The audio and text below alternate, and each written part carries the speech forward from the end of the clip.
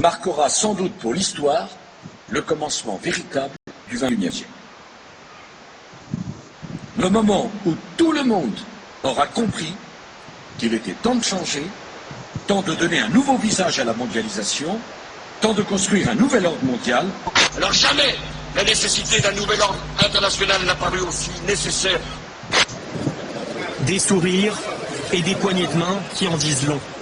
Hier soir à Londres, les dirigeants du G20 estiment avoir trouvé un accord historique. Un nouvel ordre mondial émerge et avec lui, nous entrons dans une nouvelle ère de coopération internationale. Mais en même temps, ne nions pas que nous avons besoin d'une gouvernance mondiale. Si on n'a pas aujourd'hui un gouvernement mondial, on ne peut pas parler sérieusement de démocratie. Or, nous n'avons pas. Donc elle a trouvé ses limites, la démocratie. Donc elle ne trouvera son accomplissement que lorsqu'elle sera une structure avec un gouvernement mondial, des gouvernements régionaux et des gouvernements locaux. Dans très longtemps, on ne le verra pas.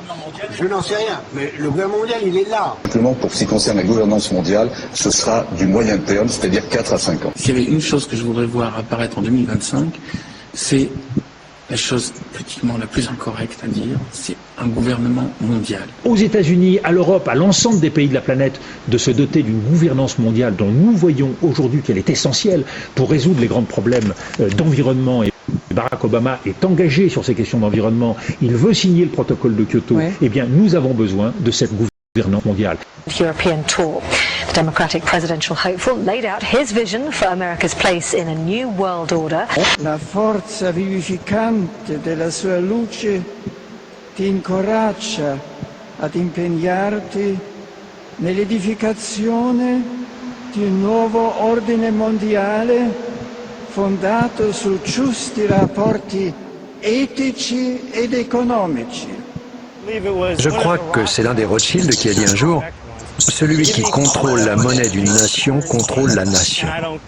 Parce que lorsque vous contrôlez la planche à billets, lorsque vous contrôlez les devises, vous avez le pouvoir de dicter sa conduite au gouvernement qui réagit aux pressions financières. So the ultimate goal that these people have in mind is the goal to create a one world government run by the banking industry, run by the bankers. And they're doing it in sections. The European currency, the euro, and the European Constitution is one part of it. Now they're trying to do it in America with the North American Union, right? And they want to create a new currency called the Amero, right?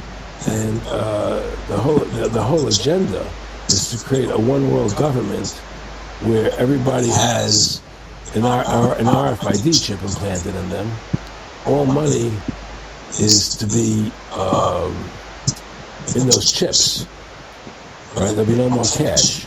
And this is given me straight from Rockefeller himself. This is what they want to accomplish. And all money will be in your chips. Anytime you have money in your chip, they can take out whatever they want to take out whenever they want to. And if you're like me or you, and you're protesting what they're doing, they can just turn off your chip. And you have nothing. You can't buy food.